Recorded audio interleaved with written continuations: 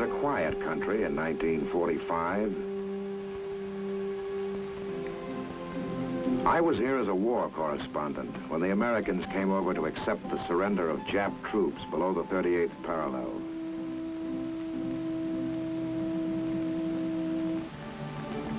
I remembered how restful the green rice paddies looked.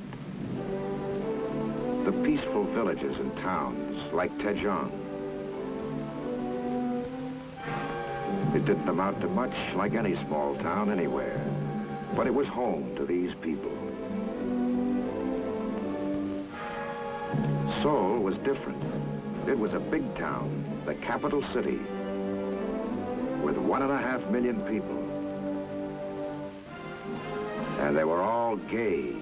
Seoul was celebrating freedom after 40 years of Jap rule, of Russian interference under the Tsars, and centuries of Chinese domination.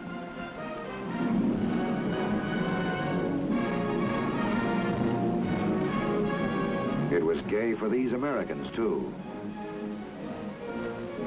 Every GI was a symbol of liberation to the natives.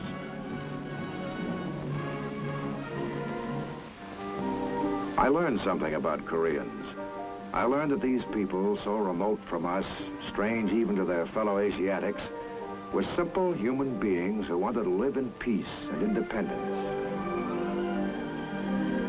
They took me around their colorful 500-year-old city, showed me the buildings they were proud of, the Capitol, the Fine Arts Museum, Cheongdeok Palace,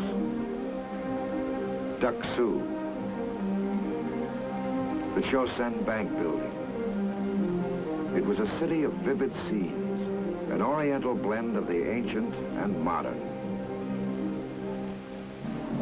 I remembered it all when I came back to Korea 5 years later, again as a war correspondent, again with American and other United Nations troops bringing liberation. I was glad I remembered because so much of it was gone. The towns, the public buildings, the people destroyed by war.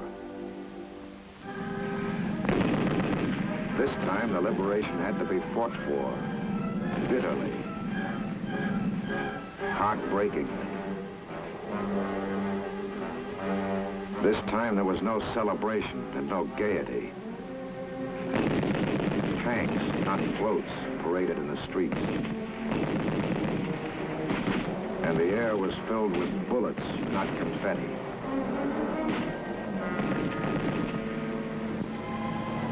For months, death and destruction ran amok in Korea. War is a wanton destroyer of property and lives. This shattered body, this burning hut, are tragic symbols of the havoc war creates. Even men of goodwill must fight fire with fire, must kill and destroy to bring a swift end to death and destruction.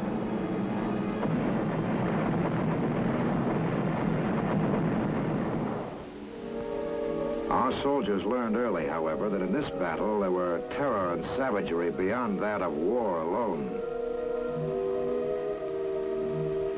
These were their comrades in arms, prisoners of the communists, shot with their hands tied behind their backs near Waegwan. This was Daejeon, when our counterattacking forces breaking out of their Pusan bridgehead retook the town, what there was of it. Daejeon was razed, leveled, like Manila or Warsaw. These men, women, and children were not killed accidentally in the heat of battle. They were murdered, cold-bloodedly, deliberately.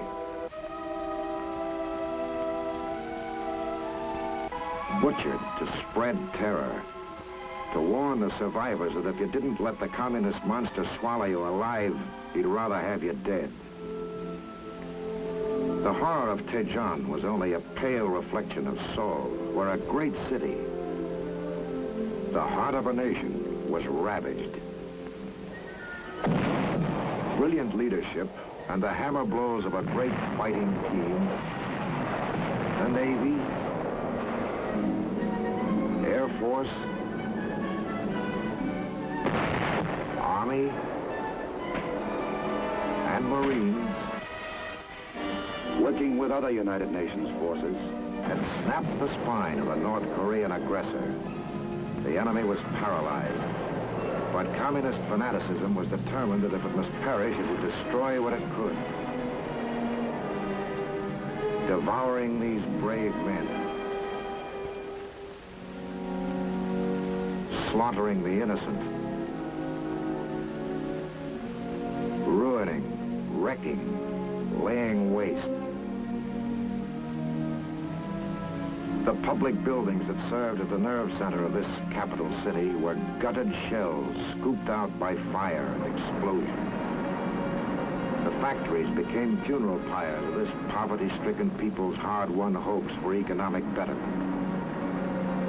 These ashes were our receipt for the hundreds of millions of dollars, the years of patient teaching of industrial techniques we had lavished here.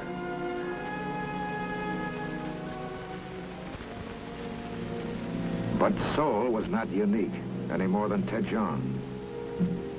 Our troops advancing from north and south found that only the place names were different. It was the same grim story at Wonju, Cheongju, Mokpo, Sucheon, Yangpyeong. Burning farms, shattered homes, blasted shops. And everywhere lay the murdered dead.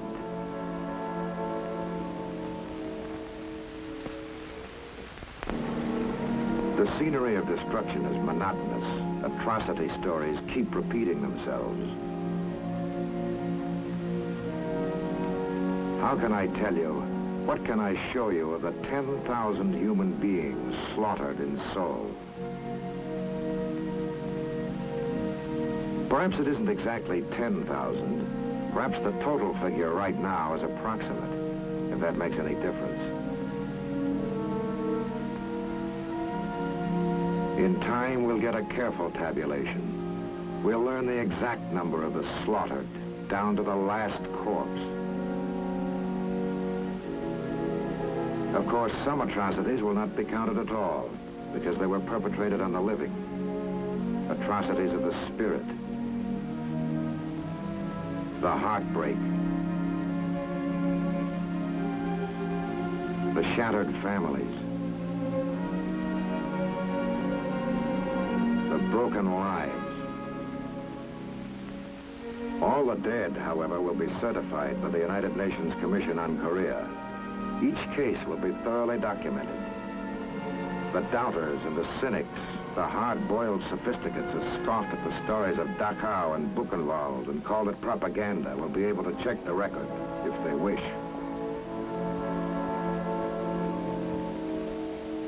The slayers of our soldier dead, 1 out of every 20 Americans were killed as prisoners of war, will be remorselessly tracked down wherever possible and brought to judgment.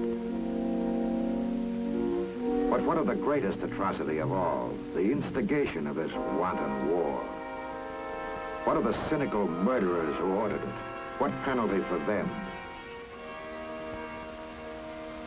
This need never have been. These honored dead need never have sacrificed their lives for American honor and good faith.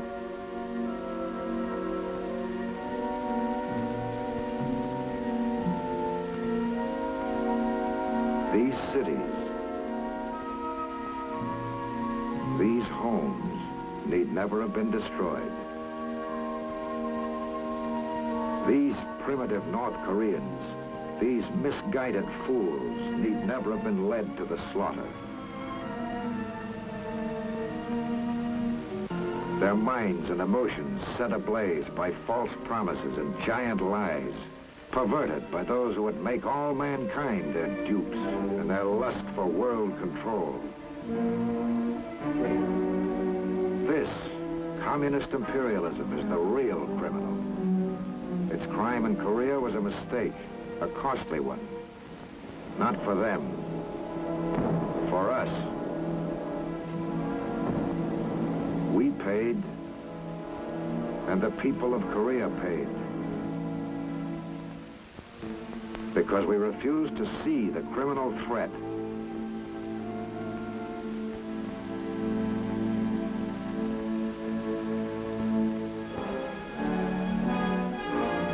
Boldness, skill, and fighting heart defeated the threat in Korea.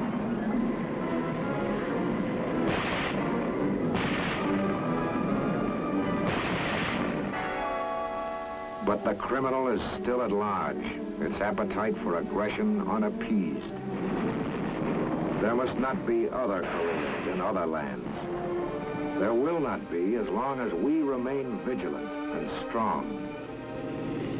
Not only these men, but all of us, the civilian, the citizen, the worker and taxpayer. The cost will not be small. Liberty is never cheap. The price we pay will be bargain insurance, however, if it prevents more of this. Let us not forget this, for our sake as well as for the rest of the world's. If we value our lives, our homes, and our freedom, let us remember the crime of Korea.